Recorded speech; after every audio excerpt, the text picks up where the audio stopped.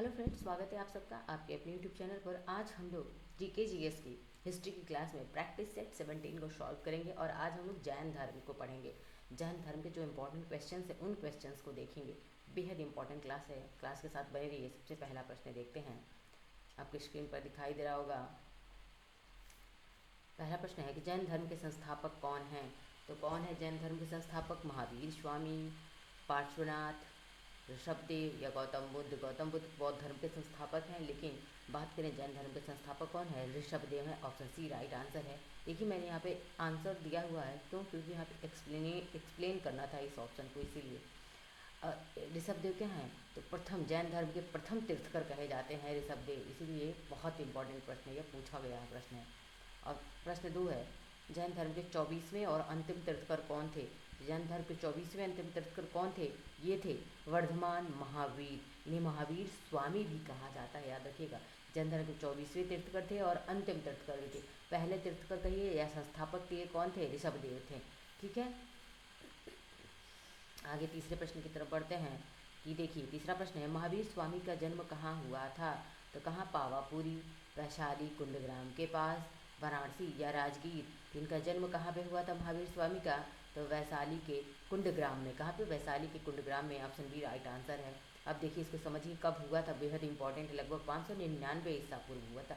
गौतम बुद्ध का जन्म 563 ईसा पूर्व हुआ था। कब हुआ था? 563 ईसा पूर्व हुआ था। मैं यहाँ पे क्यों बता रही हूँ, क्योंकि कन्फ्यूजन बच्चों को गौतम बुद्ध और महावीर के जन्म में अक्सर हो जाता है। तो गौतम बुद्ध का जन्म कब हुआ था? 563 ईसा पूर्व हुआ था, लेकिन महावीर स्वामी का जन्म वैशाली के कुंडग्राम में हुआ था, लगभग 599 ईसा पूर्व हुआ था, याद रखिएगा।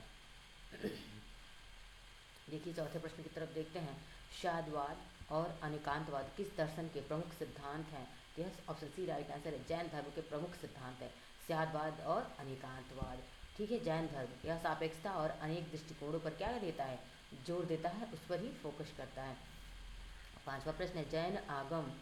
आगम मतलब धार्मिक ग्रंथों को जैन धर्म में आगम कहा जाता है। जैन आगम किस भाषा में लिखे गए थे? वेरी इंपॉर्टेंट है, किस भाषा में लिखे गए थे? प्राकृत भाषा, जिसे अर्धमागधी भाषा भी कहा जाता है। ठीक है, प्रारंभिक जैन साहित्य इसी भाषा में थी। एक चीज़ और बताना चाहूँगी बौद्ध धर्म के बारे में, कि बौद्ध धर्म के समय भाषा कौन सी थी? तो बौद्ध धर्म के समय भाषा पाली भाषा थी। कौन सी? पाली भाषा थी, याद रखिएगा। उस समय भाषा क्या थी? पाली भाषा थी। छठा प्रश्न, निग्रंथ किसे कहा जाता है? निग्रंथ मतलब क्या होता है? कि सभी बंधनों से मुक्त होता है। निग्रंथ का मतलब सभी बंधन से मुक्त। Option B. किसे कहा जाता है? जैन के आचार्य होते हैं वो निग्रंथ कहलाते हैं, यानी कि सभी बंधन से मुक्त कहलाते हैं। Option B right answer. देखिए जैन आचार्य मतलब क्या होता है? निग्रंथ का मतलब सभी बंधनों से मुक्त होना। पूछा गया है निग्रंथ का मतलब भी, कि निग्रंथ का मतलब क्या होता है। सातवां प्रश्न है, महावीर स्वामी की मृत्यु, मृत्यु मतलब निर्वाण कहाँ और कब हुई थी? ये वेरी इंपॉर्टेंट है। कहाँ पे हुआ था? तो पावापुरी में हुआ था। पावापुरी में कब? 468 ईसा पूर्व में पावापुरी में हुआ था। 599 कुंडग्राम क्या है? इनका जन्म स्थान है, ये इनका जन्म हुआ था 599 ईसा पूर्व में। आठवां प्रश्न है, जियो और जीने दो, इनके लाइव एंड लेट लाइव का नारा किसने दिया था? तो यह नारा किसने? भगवान महावीर या महावीर स्वामी ने दिया था। ऑप्शन सी राइट आंसर है। और अगर पूछे, अगर दे दे बौद्ध धर्म जैन धर्म तो या शैव भागवत, तो कौन होगा? जैन धर्मियों ने दिया था। ठीक है, नवा प्रश्न है, जैन धर्म के प्रथम विभाजन यानी कि श्वेतांबर और दिगंबर के समय श्वेतांबर संप्रदाय के संस्थापक कौन थे? इस प्रश्न को आप 5 स्टार प्रश्न में शामिल करेंगे। ठीक है, यानी कि पूछ रहा है जैन धर्म कितने भागों में? 2 भागों में विभाजित है, एक श्वेतांबर और एक दिगंबर। श्वेतांबर मतलब श्वेत अंबर श्वेत अंबर है, जिसका मतलब श्वेत अंबर यानी कि श्वेत कपड़ा पहनने वाले, ये कपड़ा पहनते थे सफ़ेद। दिगंबर मतलब ये क्या रहते थे? तो ये कपड़ा शरीर पर धारण नहीं करते थे, ये नंगे रहते थे। ठीक है, अब देखिए श्वेतांबर संप्रदाय के संस्थापक कौन था? स्थूलभद्र था। कौन था? श्वेतांबर तो स्थूलभद्र। लेकिन दिगंबर संप्रदाय का कौन था? तो भद्रबाहु था। कौन था? भद्रबाहु था। 10वां प्रश्न है, जैन धर्म में पूर्ण ज्ञान सर्वज्ञता के लिए प्रयुक्त शब्द क्या है? तो पूर्ण ज्ञान के लिए क्या शब्द यूज करते हैं? कैवल्य। निर्वाण किसके लिए यूज करते हैं?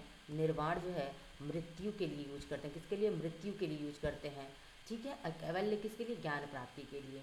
ठीक है, अब देखिए 11वां प्रश्न है, महामस्तकाभिषेक किस जैन तीर्थकर से संबंधित है? संबंधित एक उत्सव है, तो किसका है? महावीर स्वामी, पार्श्वनाथ, बाहुबली गोमतेश्वर या ऋषभदेव। ऋषभदेव क्या है? जैन धर्म के संस्थापक है, पहले तीर्थकर महावीर स्वामी, 24वें तीर्थकर या अंतिम तीर्थकर हैं।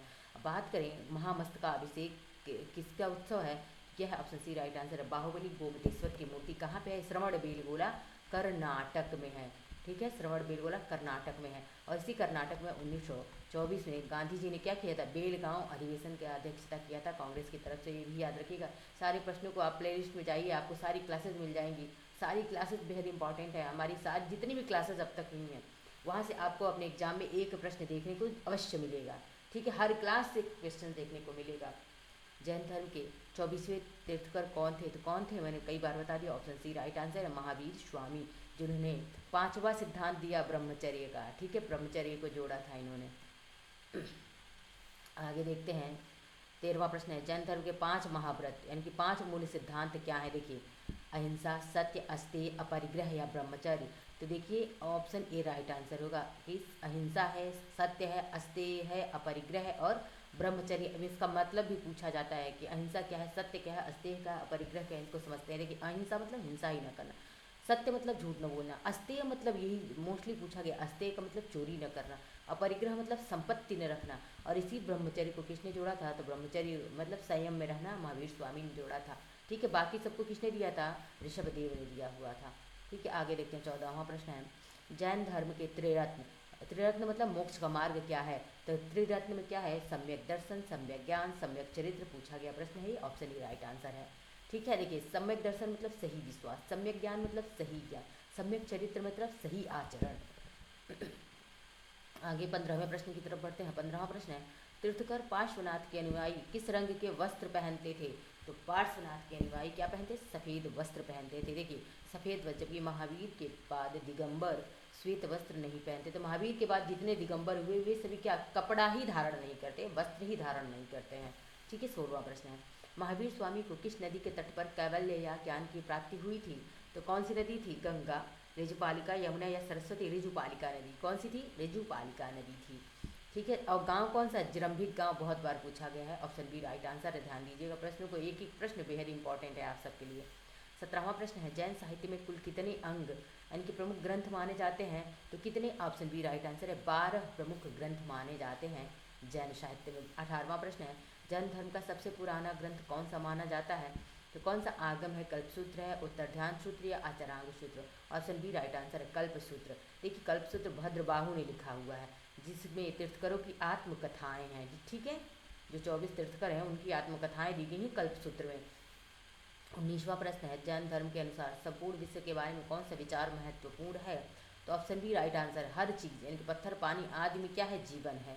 ठीक है, यानी कि देखिए, हर चीज़ पत्थर पानी में जीवन है, संसार जीवंत है, मतलब इस संसार में जो भी चीज़ें हैं सब में क्या है? जीव है, इसकी कामना करते हैं जैन धर्म वाले। 20वां प्रश्न है, प्रथम जैन संगीति का आयोजन कब और कहाँ हुआ था? वेरी इंपॉर्टेंट प्रश्न आ गया आपके सामने कि प्रथम जैन संगीति कब और कहाँ हुई थी? तो प्रथम जैन संगीति की बात करें तो यह कहाँ हुई थी? देखते हैं ऑप्शंस को। बात करें प्रथम जैन संगीति की तो ये कहाँ हुई थी? ऑप्शन ए राइट आंसर है, 300 ईसा पूर्व पाटलिपुत्र में हुई थी। और दूसरी जैन संगीति कब हुई थी? वल्लभी में हुई थी। ठीक है, याद रखिएगा, दोनों जैन संगीतियाँ आपसे पूछी जाती हैं। अब देखिए, वेरी इंपॉर्टेंट आ गया। आप देखिए, यहाँ समझते हैं कि प्रमुख बौद्ध और जैन संगीतियाँ मतलब सभाएं जो होती थी उस समय समिट जो होते थे। देखिए, बौद्ध संगीतियाँ ये मैंने आप सबको पिछली क्लासेस में कवर करवाई हैं, आप वहाँ भी जाके देख सकते हैं। देखिए, बौद्ध धर्म की 4 संगीतियाँ हुई। पहली संगीति 483 ईसा पूर्व राजगृह में हुई थी, अजातशत्रु के समय, और अध्यक्ष महाकश्यप था। द्वितीय बौद्ध संगीति 483 ईसा पूर्व वैशाली में, कालाशोक के समय, सब्बाकामी था। तृतीय बौद्ध संगीति 250 ईसा पूर्व में हुई थी, पाटलिपुत्र, राजा अशोक था और अध्यक्ष मोगलपुत्र था। चौथी बौद्ध संगीति हुई थी 72 ईसा पूर्व में हुई थी, कुंडलवन में। कुंडलवन मतलब कश्मीर में, उस समय शासक कनिष्क था और अध्यक्ष वसुमित्र था। अब आते हैं आज के इम्पॉर्टेंट सबसे प्रश्नों की तरफ, जैन संगीतियों की तरफ। देखिए, पहली जैन संगीति की बात करें 300 ईसा पूर्व में हुई थी। 300 ईसा पूर्व महावीर स्वामी की मृत्यु के लगभग 160 साल बाद हुई थी ये पहली जैन संगीति। स्थान क्या था? पाटलिपुत्र, आज वर्तमान में हम पटना के नाम से जानते हैं। पटना कहाँ पे? बिहार राज्य में है। अध्यक्ष उस समय स्थूलभद्र था। ठीक है, और मुख्य घटना क्या हुई थी उस समय पहली जैन संगीति के समय? जैन धर्म का श्वेतांबर यानी कि वस्त्र धारण करने वाले, दिगंबर नग्न रहने वाले में विभाजन, यानी कि जैन धर्म दो भागों में श्वेतांबर, ठीक है, श्वेतांबर और दिगंबर में कब बटा था? तो पहली जैन संगीति 300 ईसा पूर्व में होती है। कहाँ पे होती है? तो पाटलिपुत्र, पी से ऐसे ऐसे आप बना सकते हैं कीबोर्ड के रूप में, पाटलिपुत्र में हुई थी। ठीक है, अब आते हैं दूसरी जैन संगीति के समय पल्लवी में हुई, उसको जान लेते हैं। दूसरी जैन संगीति 512 ईस्वी पूर्व में हुई थी और स्थान वल्लभी गुजरात में था और अध्यक्ष देवर्षि क्षमाश्रमण था। ठीक है, क्षमाश्रमण था। घटना क्या हुई, मुख्य इवेंट क्या था कि सभी जैन धर्म ग्रंथों यानी कि आगमों को अंतिम रूप से संकलित और लिपिबद्ध किया गया, जो श्वेतांबर परंपरा के लिए क्या हो गया, इंपॉर्टेंट था, महत्वपूर्ण था। तो ये थी आज की हमारी क्लास। अब मिलते हैं नेक्स्ट लेक्चर में, धन्यवाद। और देखिए, जिन्होंने अब तक हमारी अन्य क्लासेस नहीं देखी है, उन क्लासेस को आप जाकर के प्लेलिस्ट में जाइए, देखिए, क्योंकि सभी क्लासेस आपके एग्जाम के पॉइंट ऑफ व्यू से बहुत इंपॉर्टेंट है। वहाँ से एग्जाम में डायरेक्ट क्वेश्चन देखने को मिलेगा, मतलब 99% चांस है कि आपको हमारी क्लासेस से क्वेश्चन आपके एग्जाम में एज इट देखने को मिले। मिलते हैं नेक्स्ट लेक्चर में, धन्यवाद।